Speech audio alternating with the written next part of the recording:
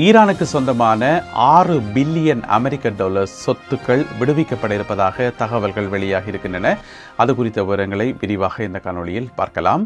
இன்று ஈரானுக்குள் ஒரு தாக்குதல் ஒன்று இடம்பெற்றிருக்கிறது. அதிலே 4 பேர் கொல்லப்பட்டிருக்கிறார்கள். அது குறித்த விவரங்களையும், அதேபோல மொனாக்கோ நாட்டில் ஒரு பெரும் கோடீஸ்வரர் ஒருவரை இலக்கு வைத்து குண்டு தாக்குதல் ஒன்று நடத்தப்பட்டிருக்கிறது. அந்த சம்பவத்தில் என்ன நடந்தது என்பது சம்பந்தமாகவும் இந்த காணொளியில் பார்க்க இருக்கின்றோம். அதேபோல ஐபோன் 18, ஐபோன் 18 சம்பந்தப்பட்ட ரகசிய தகவல்கள் கசிந்திருக்கின்றன.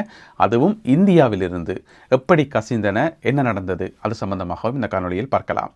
தமிழடியான் வேர்ல்டு யூடியூப் சேனலுக்கு உங்கள் அனைவரையும் வருகவென அன்புடன் வரவேற்கின்றேன். வாருங்கள் காணொளிக்குள் போகலாம். இன்று செவ்வாய்க்கிழமை கட்டாரினுடைய தலைநகர் டோஹாவில் பேச்சுவார்த்தைகள் நடக்கும். அமெரிக்காவுக்கும் ஈரானுக்கும் இடையில பேச்சுவார்த்தைகள் நடக்கும் என்று சொல்லி டொனால்ட் ட்ரம்ப் அவர்கள் அறிவிச்சிருந்தவர். ஆனால் ஈரான் சொல்லியிருந்தது கடைசி வரைக்கும் அந்த பேச்சுவார்த்தையில் நாங்கள் பங்கு பெற்ற மாட்டோம் என்று சொல்லி. ஆனால் இப்போ பார்த்தீங்கன்னு சொன்னால் ஈரானில் இருந்து ஒரு டீம் டோஹாக்கு போயிருக்குது. டோஹாவில் தற்போது ஈரானினுடைய ஒரு அதிகாரிகள் கொண்ட டீம் அங்கே நிற்கிறார்கள். அப்போ எதற்காக இந்த டீம் டோஹாக்கு வந்தது? அதுதான் பேச்சுவார்த்தை இல்லையே என்று கேட்டிங்கன்னு சொன்னால், அங்கே கட்டாரில் ஈரானுக்கு சொந்தமான ஏராளமான சொத்துக்கள், பணம் எல்லாமே முடக்கப்பட்டிருக்கின்றன கட்டாரிய வங்கிகளில், அதே போல் பல நாடுகளில். எனவே கட்டாரில் முடக்கப்பட்டிருக்கிற நிதியில் 6 பில்லியன் அமெரிக்க டாலர்ஸை விடுவிக்கிறது சம்பந்தமான பேச்சுக்களுக்குத்தான் இந்த குழுவினர் வந்திருக்கிறார்களே தவிர அமெரிக்க குழுவினரை இவர்கள் சந்திக்க மாட்டார்கள் என்று சொல்லி மீண்டும் ஒரு தடவை இன்று உறுதிப்படுத்தப்பட்டிருக்கிறது. அதே வேளையில் அமெரிக்காவைச் சேர்ந்த ஒரு குழுவும் ஏற்கனவே டோஹாவில் நிற்கிறார்கள். அதாவது அமெரிக்காவினுடைய சிறப்பு தூதுவர் விட்கோஃப் மற்றது ஜரேட் குஷ்னர், இந்த மாதிரியான ஆட்களை கொண்ட ஒரு டீம் ஏற்கனவே அங்கே டோஹாவில் நிற்கிறார்கள். ஆனால் அவர்களும் இந்த ஈரானிய டீமும் சந்திக்க மாட்டார்கள் என்று சொல்லி உறுதிப்படுத்தப்பட்டிருக்கிறது. இப்பொழுது ஈரானுக்கு சொந்தமான பெருந்தொகையான பணம், அதாவது 6 பில்லியன் அமெரிக்க டாலர்ஸ் விடுவிப்பது சம்பந்தமான இறுதிக்கட்ட பேச்சுவார்த்தைகள் இடம்பெற்றுக் கொண்டு வருவதாக சொல்லப்படுகிறது. அது விடுவிக்கப்படுமாக இருந்தால் அது ஈரானுக்கு மிகப்பெரிய ஒரு உதவியாக இருக்கும். உங்களுக்கு தெரியும், இந்த 60 நாள் போர் நிறுத்தத்தில் மொத்தமாக 12 பில்லியன் அமெரிக்க டாலர்ஸ் விடுவிக்கப்படுவதாக உடன்படிக்கை காணப்பட்டிருந்தது. அதுவும் கட்டமாக தான். எனவே முதல் கட்டமாக 6 பில்லியன், அதுக்கு பிறகு 6 பில்லியன் விடுவிக்கப்படும். எனவே முதலாவது பண விடுவிப்பு எப்போது நடக்கும் என்பதை நாங்கள் பொறுத்திருந்து பார்க்கணும். அந்த பணம் விடுவிக்கப்பட்டு அது ஈரானுக்கு போயிட்டு என்று சொன்னால் இந்த பேச்சுவார்த்தையில் எல்லாருக்குமே ஒரு நம்பிக்கை வரும். ஓஹோ, பேச்சுவார்த்தை சரியாக தான் போய்கொண்டிருக்குது, இனி சமாதானம் சரியாக தான் போய்கொண்டிருக்குன்னு சொல்லி நம்பலாம். எனவே அதை நாங்கள் பொறுத்திருந்து பார்ப்போம்.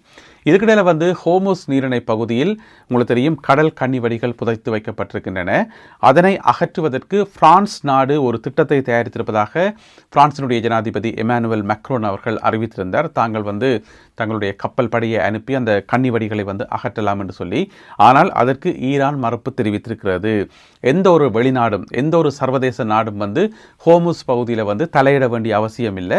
அங்கே இருக்கக்கூடிய கன்னிவடிகளை அகற்றுகின்ற பொறுப்பு அது எங்களை சார்ந்தது, அதாவது ஈரானை சார்ந்தது. நாங்களே அதை பார்த்துக்கொள்வோம், நாங்களே எங்களுடைய கடற்படையை அதை அகற்றுமே தவிர எந்த ஒரு வெளிநாட்டுக்கும் அங்கே வருவதற்கான அனுமதி இல்லை என்று சொல்லி ஈரான் திட்டவட்டமாக மறுத்திருக்கிறது. இதுக்கு முதல் பார்த்தீங்கன்னு சொன்னால் பிரான்சும் பிரித்தானியாவும் ஏனைய ஒரு சில நாடுகளும் சேர்ந்து, எல்லா நாடுகளும் அது ஒரு கூட்டாக சேர்ந்து அந்த கன்னிவடிகளை அகற்றலாம் என்று சொல்லி ஒரு முன்மொழி ஒன்றை கொடுத்திருந்தார்கள். அதுக்கு டொனால்ட் ட்ரம்ப் அவர்களே கோவப்பட்டிருந்தவர். சண்டை நடக்கைக்குள்ள ஹெல்ப்புக்கு வரையில, நாங்கள் கேட்ட கப்பல்களை எங்களுக்கு வழங்கியல, இப்போ வாரீங்களான்னு சொல்லி டொனால்ட் ட்ரம்ப் அவர்கள் கொந்தளிச்சிருந்தவர். அவர் சொல்லியிருந்தவர் என்ன சொன்னால், உங்களுடைய உதவியும் தேவையில்லை, ஒன்றும் தேவையில்லை என்று சொல்லி பேசியிருந்தவர். எனவே டொனால்ட் ட்ரம்ப் அவர்கள் முதல் நாள் பேசுவார், அப்புறம் அடுத்த நாள் அவரே கேட்பார், ஏன் எங்களுக்கு ஹெல்ப் பண்ணல என்று சொல்லி. எனவே அவற்றை கதையை விடுங்க. எனவே இப்போ பிரான்சினுடைய இந்த முயற்சிக்கு ஈரான் மறுப்பு வெளியிட்டிருக்கிறது. நாங்களே கன்னிவடிகளை அகற்றுகிறோம் என்று சொல்லி அவர்கள் அறிவித்திருக்கிறார்கள். இதுக்கிடையில் இன்றைக்கு செவ்வாய்க்கிழமை ஈரானுக்குள் ஒரு மோதல் ஒன்று இடம்பெற்றிருக்கிறது. இதென்ன மோதல் என்று கேட்டீங்கன்னு சொன்னால், இஸ்லாமிய புரட்சிகர காவல் படைக்கும் இன்னும் ஒரு ஆயுத குழுவினருக்கும் இடையில மேற்கு ஈரானில் மோதல்கள் இடம்பெற்றிருக்கின்றன. அதாவது அசர்பைஜான் நாடு இருக்கு தானே, அந்த எல்லையோரம், அதாவது ஈரானுக்குள்ளே ஆயுதங்களை கொண்டு வரத்துக்கு அடிக்கடி சில பல குழுக்கள் முயற்சி செய்கிறதும் ஆயுதங்களை கொண்டு வரதும், பிறகு அது இஸ்லாமிய புரட்சிகர காவல் படையினுடைய கண்ணில் பட்டு 2 தரப்பு மோதுறதும் அடிக்கடி நடந்து கொண்டே இருக்குது. மிக முக்கியமாக இங்கால ஈராக்கினுடைய எல்லையிலையும் சரி, அசர்பைஜான் எல்லையிலையும் சரி அடிக்கடி நடக்கிற சம்பவங்கள் தான். அந்த அடிப்படையில் இன்றைக்கு காலமாக ஒரு குழு ஆயுதங்களை கொண்டு உள்ள ஊடுருவி வந்திருக்குது ஒரு மலைப்பகுதி. ஏனென்று சொன்னால் அந்த பகுதி முழுவதுமே மலைகள், அசர்பைஜான் அந்த போர்டர் ஃபுல்லாகவே வந்து மலைகள் தான். எனவே மலைப்பகுதிக்குள் ஊடுருவ முயன்ற ஒரு குழுவினருக்கும் இஸ்லாமிய புரட்சிகர காவல் படைக்கும் இடையில் இடம்பெற்ற மோதல் காரணமாக அதிலே 4 பேர் கொல்லப்பட்டிருப்பதாகவும் அவர்கள் கொண்டு வந்த ஆயுதங்களை தாங்கள் மீட்டிருப்பதாகவும் ஈரானிய அரசாங்கம் அறிவித்துள்ளது. இந்த மோதல்கள் வந்து மகாபாத் என்று சொல்லப்படுற ஒரு நகரத்துக்கு அண்மையாக உள்ள மலைப்பகுதியில் காட்டுப்பகுதிக்குள் இடம்பெற்றதாக சொல்லப்படுகிறது. அடுத்ததாக மொனாக்கோ நாட்டை அதிர வைத்த ஒரு குண்டு தாக்குதல். மொனாக்கோ நாடு எங்கே இருக்குன்னு சொல்லி உங்கள் எல்லாருக்குமே தெரியும். அது வந்து பிரான்ஸுக்குள்ளே இருக்கக்கூடிய ஒரு குட்டி நாடு. பிரான்ஸுக்குள்ளே தான் இருக்குது, சுத்தவர பிரான்ஸ் தான்.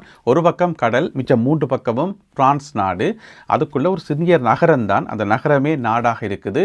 உலகத்தில் இருக்கக்கூடிய அத்தனை பெரிய பெரிய பணக்காரர்களும் வாழ்கின்ற, பணக்காரர்கள் மட்டுமே வாழ்கின்ற ஒரு நாடு.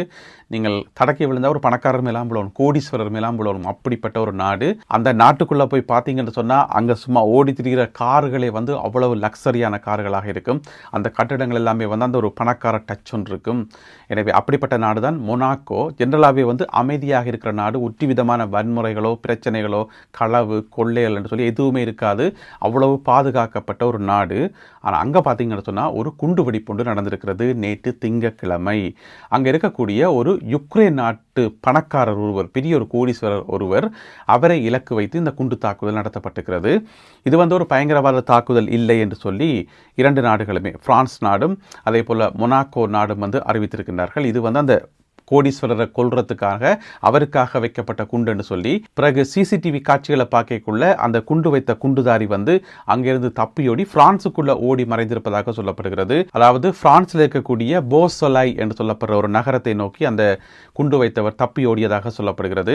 என்னென்னு சொன்னால் நேற்றிரவு வந்து இவர் காரை கொண்டு பார்க் பண்ணி போட்டு தன்னுடைய வீட்டை போகிறதுக்கு, வீட்டு கதவை துறக்கிறதுக்கு வாசல் அடிக்க போக அங்கே மறைச்சு வைக்கப்படுறது அந்த குண்டு வெடித்து அவரும் காயமடைந்து அவருடைய மனைவியும் காயமடைந்து இன்னும் ஒரு 13 வயதுடைய சிறுவன் ஒருவரும் வந்து காயமடைந்திருக்கிறார்கள்.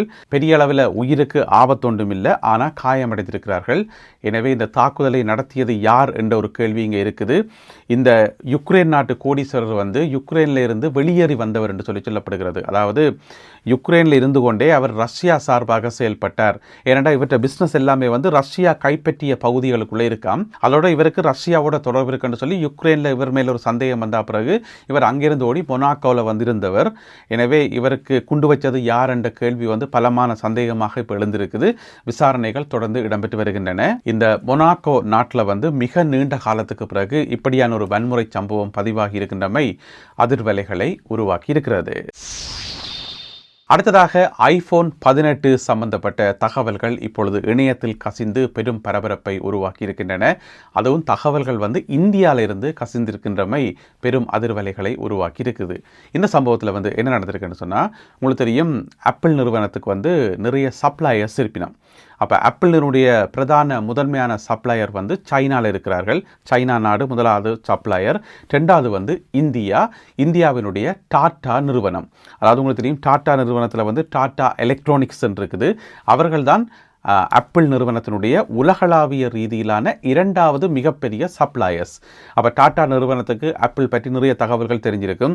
ஐஃபோன் 18 அதில் என்னென்ன மாடல்ஸ் வருது, எப்படியெல்லாம் இருக்கும் என்ற எல்லா விவரங்களும் தெரிஞ்சிருக்கும் தானே. அப்படி இருக்கும்போது டாட்டா நிறுவனத்துக்கு மேலே, அதாவது டாட்டா எலக்ட்ரானிக்ஸ் நிறுவனத்துக்கு மேலே சைபர் அட்டாக் நடந்திருக்கிறது. சைபர் தாக்குதல், இணையவழி தாக்குதல் நடந்திருக்கிறது.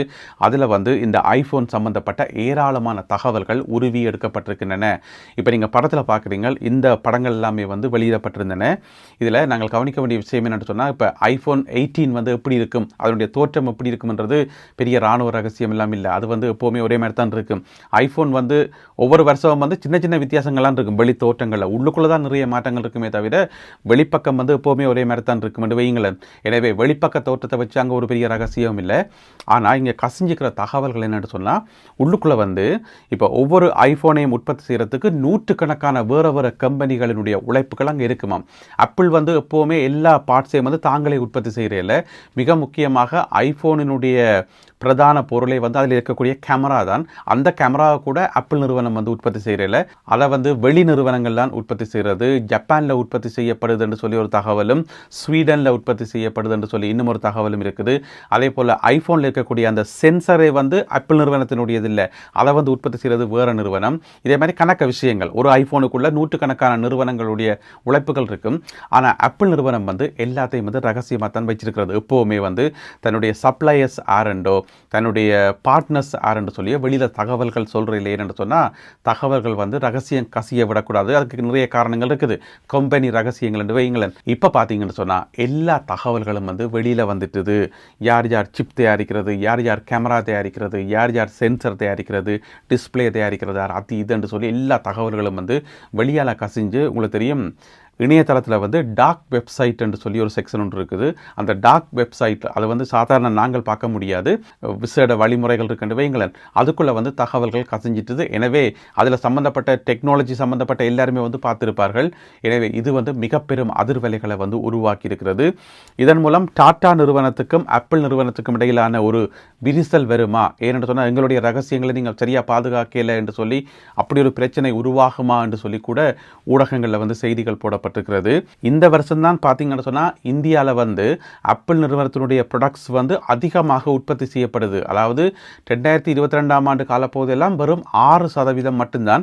இந்த 2026ஆம் ஆண்டில் 26% பொருட்கள் வந்து அங்கே உற்பத்தி செய்கிறேன்னு சொல்லி, இந்தியாவில் உற்பத்தி செய்கிறேன்னு சொல்லி முடிவெடுக்கப்பட்டு உற்பத்தியெல்லாம் போய்கொண்டிருக்குது. அப்படி இருக்கும்போது திடீரென்று இந்த மாதிரி ஒரு பிரச்சனை வந்தது பெரும் அதிர்வலைகளை உருவாக்கி இருக்கிறது. எனவே என்ன நடக்கப் போகுது என்பதை பொறுத்திருந்து பார்ப்போம். இந்த காணொலியில் பகிர்ந்து கொள்ளப்பட்ட செய்திகள், தகவல்கள் தொடர்பான உங்களுடைய கருத்துக்களை மறக்காமல் கீழே எழுதுங்கள். மீண்டும் சந்திப்போம் உறவுகளே. நன்றி, வணக்கம்.